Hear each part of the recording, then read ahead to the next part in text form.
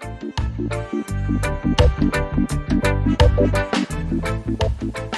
day. Glad to have you join me for this, the third in my Frankly Speaking podcast. It's about things Jamaican. So let's remind you about our segments. First, a quick look at what's in the newspapers. Then we go to the Jamaican nation. Something sometimes historical that helps or helped to make us special. After that, we have my frank, forthright commentary, Frankly Speaking, followed by Crosstalk, a debated issue with a colleague's input. And then we close out with an outlook to the week, all in less than 20 minutes. Now, the newspapers on Sunday are chock full of news and opinion, taking their cue from important developments this past week. These include the Prime Minister's heavily quoted comments on crime and more questions about whether this Jamaica is a unitary state.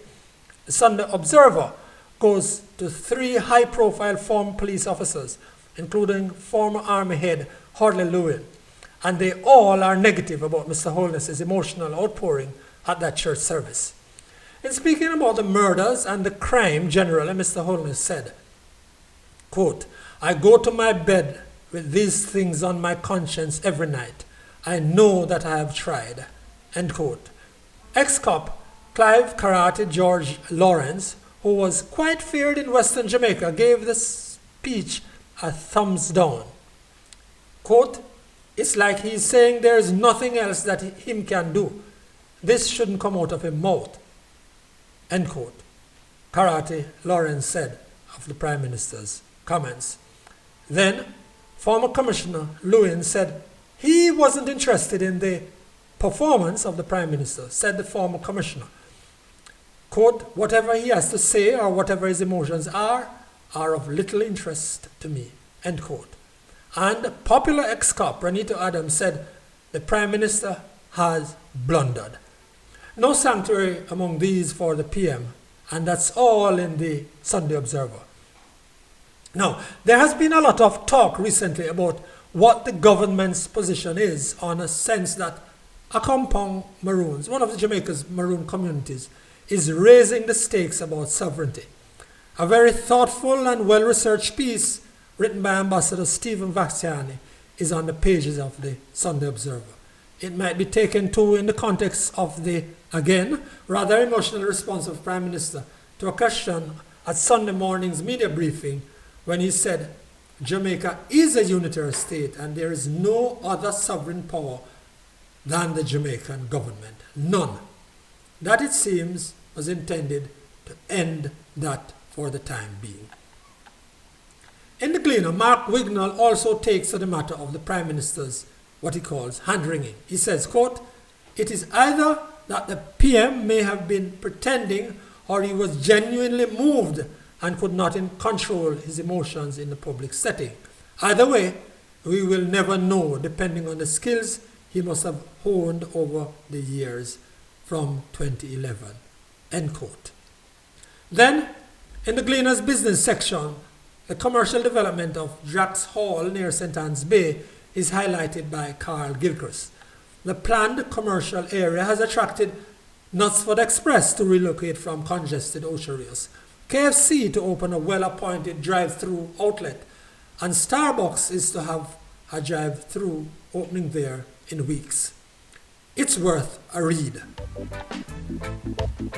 Now to the Jamaican nation.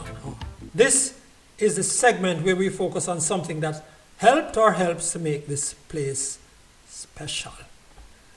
So, I've been mentioning some of the old games and toys with which Jamaican children were engaged many moons ago, and one is hard-pressed not to make comparisons with what our children and grandchildren experience today and their obsession with the screen. Do you remember the hula hoop?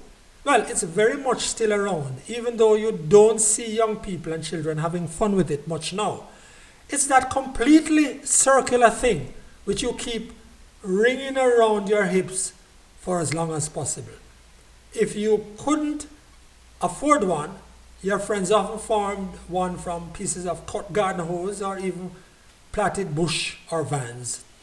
The really agile and skilled would keep that thing going up and down the torso and thighs, even down to the calves and up to the neck and down again. To do that, you had to whine, but there was nothing really seductive or vulgar to our underdeveloped minds. Then there were marbles. Those were mainly for boys. These colorful, beautifully rounded things of different sizes allowed us to play games, and you could actually go to the corner shop while playing marbles, constantly moving the target or even the ring. There were many boys who got so caught up with them, they either forgot what their mothers told them to do or to buy, or were delayed so long that the fun turned into punishment later.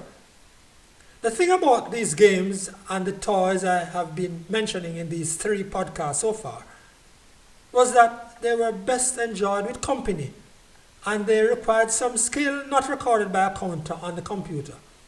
Of course, you could play jacks or hopscotch alone, or marbles by yourself, pretending you were also throwing for someone else. But the fun was having others in the game. Remember, send me your comments about toys or games of yore. Now, to my commentary, frankly speaking. If you have been looking at the numbers, you'd have to be at least a little bit concerned, if not scared, or frankly speaking, even wanting to bawl about what's happening with COVID-19 in Jamaica. At the weekend, we passed the 100,000 infections mark, and deaths have reached 2,500 in the 21 months since we had the first case in Jamaica. We were back to 50% positivity rate for Friday, and the Ministry of Health told us last week that the reproductive rate was also out of whack. Frankly speaking, all the data on COVID-19 for Jamaica have been getting bad in recent days, as might have been expected with the start of the 4th wave of infections, and we haven't even confirmed Omicron yet. As for vaccines, most of the population remains unvaccinated, and the pace of take-up, according to Senior Medical Officer Dr. Jacqueline Bisesa McKenzie, the take-up has been disappointing, especially among the over 60s and people with comorbidities. In all this, school has resumed for most children. It's a phased back to face-to-face situation, and almost no school, frankly speaking, almost no school is back to where they were in March 2020. That is in terms of attendance levels, time spent before the teacher, and extracurricular activities involvement. And that's greatly concerning. Frankly speaking, this is a country whose education system has not been distinguishing itself for years now. We have long been reaping the fruits in violence, hostility among our own, lack of self-belief, and crudity in our public interactions. We don't want more of that. Frankly speaking, children must go to school. More of them must go to school, and an expansion of face-to-face must continue. Frankly speaking, the online classes are largely failing. If I had children in my household or nearby, they wouldn't have been able to get online since last week, even though we have paid for the service. It's down again. Keep the children in school as long as it's possible without jeopardizing their health and that of the rest of the population. I'm satisfied that most schools have made detailed and elaborate preparation to meet at all the protocols. Those are far better than in many communities and households where out-of-school children are interacting without formal learning anyway. Frankly speaking, we have enough ignorance around already and enough unskilled and undereducated people to be carping about face-to-face. Keep the children in school, especially those who so badly need to help dig their families out of poverty, frankly speaking. Now to Crosstalk. Last week, Prime Minister Holness got very emotional at the National Prayer Breakfast in Portmore, St. Catherine. As most of us know, crime was on his mind, and he said he had it on his conscience every night he went to bed. And then 2 days later, former Energy Minister and longtime Member of Parliament for Kingston East, Philip Paulwell, said he sometimes feels the ball about crime too. So here's my take before Desmond Richards comes in with his position on Crosstalk, where we take different sides of an issue.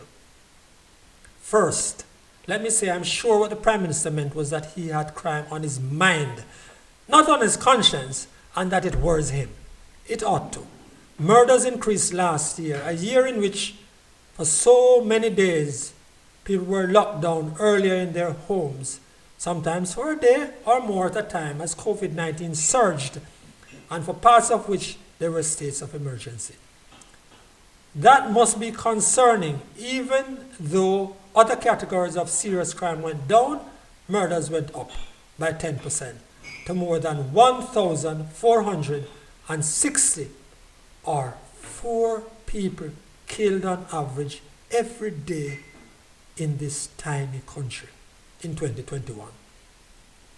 Of course, the Prime Minister ought to have been distressed, and nothing is bad with a leader bearing his soul, revealing how human he is, how hurt and affected he is by this scourge. So too are we, so many of us. And after all, he was in a place for confession and contrition, a place where a man, even Prime Minister, ought to talk the truth and to express himself and his human feelings. What I find very noteworthy is how many people believe the Prime Minister wasn't being genuine or truly contrite. And that's worrying, because it reminds us about how little trust we have in this country, in our leaders, and in the political process. For Mr. Paulwell, as for the Prime Minister, I have no way of being able to determine how genuine either was about his feelings. Mr. Paulwell, a former high official in the People's National Party and former government minister, heads one of those constituencies where the gangs are sprouted, where fresh areas have been blighted, and where the gun and murder are commonplace.